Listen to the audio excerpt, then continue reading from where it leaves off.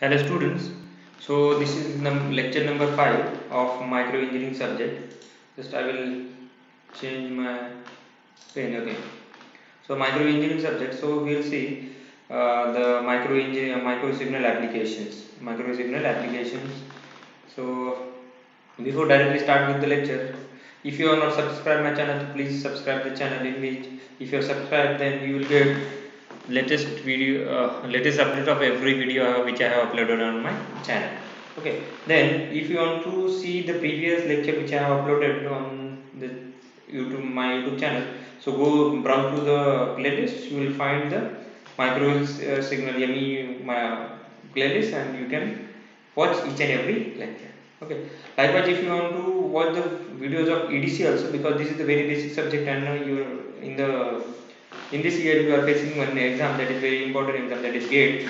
So for that exam, this subject will plays an important role. Because of this subject you will can score a lot of marks. So you can watch the videos of EDC also. I am teaching the level which you the GATE level also.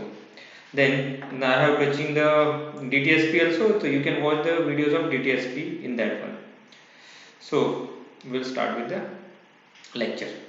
So before directly starting with, again I will, as usual, I want to ask you one question. So what is the height of the geostationary orbit? So you have to give me the answer in the chat box. So I am watching your chat box. I will give you 5 to 10 seconds for this one. 5 to 10 seconds. So I will read the option for you. The option one number one is nothing but the 25,000 kilometer. Then second is nothing but the 36,000 meter. Third is nothing but 36,000 kilometer, and fourth is nothing but the 25,000 kilometer. I will wait for 5 to 10 seconds for you. In that one you have to answer the question. Right now I will not answer your. I will not answer this question. Okay, good. Okay. So I will move toward the lecture. Okay. So the first application is nothing but we are using the micro signal in the communication. So I will change my pen, pink color actually. Okay, blue black is a good one. So if you want to communicate for point-to-point communication, we are using micro signal. How? Suppose this is my input signal. It might be any kind of signal. Okay, it might be a GSM signal. It might be dual vestigial sideband signal also there. So if I am going for the point-to-point communication for GSM, I am using 1.8 to 1.9 gigahertz frequency. 1.8 to 1.9 gigahertz frequency. Whatever the GSM SIM cards are there that are using 1.8 to 1.9. Just I will erase the things. Okay. Okay. I will erase the things. So GSM 1.8 to 1.9 gigahertz we are using, and for DVB-SH we are using 1.452 to 149.2 1.492 gigahertz of frequency we are using. So what is happening over here? So this is my any kind of input is there, any kind of voice signal, video signal is there. With the help of transmitter, this is the main block actually, transmitter, and with the help of some transmission line, we can use coaxial cable and all that. I'm using the transmission line, and with the help of antenna, I can communicate. For example, if I want to communicate from Guagar to the Chiplun via BSNL, suppose these towers are there, so they can communicate in this one. So the wireless link is established in between that one, and at the receiver antenna, the signal will get received. That signal is again fed by the transmission line to the receiver, and at output we are getting the whatever the signal we are sending over here, we are getting over here. So the frequency, important thing is what is the frequency of GSM, 1.8 to 1.9 gigahertz, and DVB SH frequency is 1.4 to 5 and 1.492 gigahertz also. Okay, so I will move to next. Yes, second application I will say. Okay, second application nothing but the Wi-Fi, and we are normally using the Wi-Fi. That is nothing but what full form of Wi-Fi is nothing but, comment box again open for you. Okay, the Wi-Fi is nothing but wireless fidelity. Likewise, Wi-Fi is there. You know the second term, that is nothing but the Li-Fi. That is nothing but the light fidelity. Light fidelity we are using itself. So this is actually not at all right now. It is not in practical use.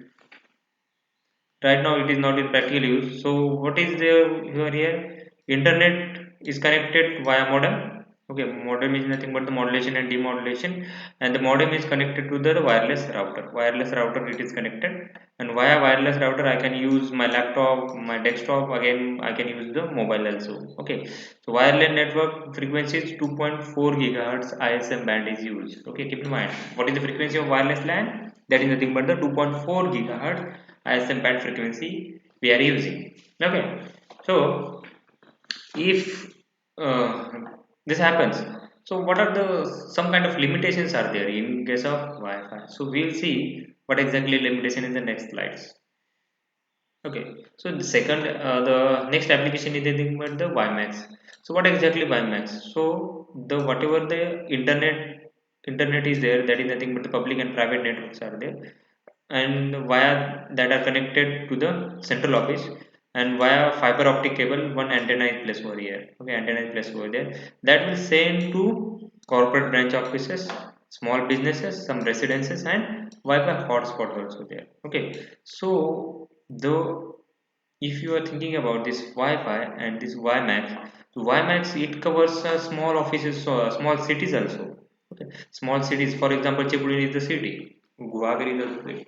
So if you want to give an internet connection to the all city, okay, all cities, what I will do, I will connect via internet to my central office, and one antenna I will place, and wherever there is a network for this one, the entire means this corporate operations, like suppose for example one office is there, okay, some office is there, some branch is there, SBI branch and all that, big office is also there, suppose 1,000 customers are there, so likewise they can accommodate with the WiMAX 1 point only. Okay, this is sending to point to multi-point communication. Here in the Wi-Fi also we are point to multi-point communication we are, okay, established.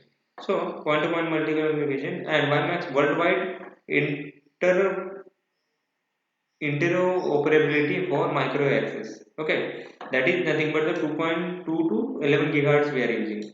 Means the whatever the worldwide we are using WiMAX, that is the 2.2 to 11 gigahertz we are using. Okay, then here we can again the residents can be connected, small businesses also connected, and some hotspots also there they are also connected. So there is a difference in between Wi-Fi and WiMAX and Wi-Fi. So what is the difference in between that? We will see in the next slide. Okay. So here is the WiMAX is the not a Wi-Fi. Keep in mind WiMAX is a not a Wi-Fi. So what is the difference between WiMAX and Wi-Fi and WiMAX? So Wi-Fi is nothing but range is 100 yards. It covers coffee shop, one floor of an office building, one home. Okay, just one home it will cover, one home it will cover, and the throughput is 11 mbps. Means what is the throughput is there, 11 mbps, not more than that much. Security is limited security we are getting, because and the quality of service is also limited, quality of service is also limited. That is nothing but some kind of VR audio video communication we can uh, we can run by using Wi-Fi. Okay, so keep in mind the Wi-Fi is having small area like 100 yards and all. The throughput is also 100 mbps. So sorry, 11 mbps. So likewise, WiMAX is there. So range is 6 miles. Can you imagine 6 miles is a large distance? Covers a small city with one base station. Just one base station, entire city will be covered. Then throughput is 72 mbps. Okay, 72 mbps is the speed of throughput. Then security multi-level encryption is there, so you can't break the password of security of this WiMAX. And quality of service, dynamic bandwidth allocation, good for video and voice communication. So what is it mean by dynamic bandwidth allocation? Suppose now in the Wi-Fi our bandwidth is limited. Suppose for one user 1 megahertz bandwidth is allocated. Okay, suppose 1 megahertz. Suppose this is user 1 megahertz frequency is allocated. But if usage is increases, so if we can't increase this bandwidth from 1 to 2 megahertz. Okay, 1 to 2 megahertz we can't. But if you are using the WiMAX, so bandwidth is dynamic. So if the user is having less requirement, so it will get less bandwidth. And if our user having more bandwidth, so it will give more user, then it will give you more bandwidth also. Okay, so we'll move next to the next slide. So next application is nothing but we are using this micro in the three bands. We will discuss in the next slide what are the three bands we are using for satellite communication. So how the satellite communication is occurred, how satellite communication plays an important role. Suppose this is nothing but my various antennas are there, various towers are there that are micro tower, if definitely. Okay, so from this end to this end, we data are the transmitting the signal. Suppose if my mobile is over here and that is connected to this tower. Suppose if I want to connect to this end, okay, directly mobile to mobile communication will occur. But if it is in the continent, okay, suppose this is Europe and I'm in the second is in the Asia. So if you want to communicate, so instead of tower, what will do? He will communicate to this end, and one antenna, one tower will connect to the geostationary orbit. Okay, geostationary satellite. So I will give you the answer of this question I have asked in the first slide. That is nothing but the answer is 36,000 kilometer is the answer. Those who give the answer, good, very good. Okay. So why we are placing the satellite in 36,000 kilometer? Why we are not keeping at 25,000? Why we are not keeping at 10,000 kilometer? Because what will happen if I am placing satellite at this 36,000 kilometer above the Earth? So whatever the speed of rotation of Earth, that will get to the this satellite also, means whatever the speed of rotation of Earth is similar to the, sorry, whatever the speed of rotation of satellite is similar to the Earth. Okay, we are managing our speed, our satellite speed with the Earth speed, not our satellite with the, means whatever the satellite is moving, the Earth is moving. We are depending, whatever satellite is depending on the Earth speed, not reverse one. Okay, nothing. So what will happen if his speed, the satellite speed and Earth speed is same one? So this satellite will remain constant, and one satellite will cover 120 degree of Earth space, 120 degree of Earth space. So to cover the entire Earth, it will require how much? Three satellite. Okay, 12 3 is 360. So total 360 degree Earth cover. We require how much satellite? Three satellite. That's why we are placing our satellite in the geostationary orbit. Okay. So L band 1.1 to 2 gigahertz GPS. You know that GPS. Okay, GPS carriers and also satellite mobile phones such as Iridium, Inmarsat, providing communication at sea, land, and air. World satellite radios. Okay, these are nothing but what you can say some satellite names are there. Okay, so next. So what is the frequency we are using for satellite communication? We are using three frequencies: C, Ku, and Ka. Keep in mind, if you want to communicate with the satellite, we have to tune these frequencies. Normally, we can't go for the satellite directly. Means I can't generate the frequency and I can't communicate with the satellite directly because there is encryption decryption. Satellite won't receive your signals. So if you are observing this uplink and downlink frequency for C band, that is nothing but the 37,000 to 42, sorry, 3600 to 4200 megahertz frequency and 4925 to 6425 megahertz. So if you are observing this frequency and this frequency, again this frequency downlink and uplink, you will know that this downlink is less than this uplink. Okay, this downlink is less than this uplink. So why this uplink and downlink are different one? This is higher than this one. So because the signal, if I am transmitting to this end, that is with the opposite of gravity, so it will require a large signal. Okay, large signal means large frequency. And if I am sending signal from this end to this end, that is nothing but the satellite to the earth station, it will require less because it is traveling toward the earth. Okay, so it will require a less frequency. That's why downlink frequency is less than uplink frequency. Keep in mind, don't forget that uplink and downlink frequency. Okay, so for Ku band the frequency is 11.7 to 12.2 gigahertz and uplink is 14 to 14.5 gigahertz. Likewise, Ka band 17.7 to 21.2 gigahertz and uplink is 27.5 to 31 gigahertz. This is the frequency uplink and downlink frequencies. Okay, then radar. Next application radar. You know that what is the radar? Can you see the application of radar? Mention one application of radar in the comment box. Again, comment box is open for you. Mention the comment. I'm watching your comments. I will wait for 5 seconds. 5 to 10 seconds. I will watch. I will take some water.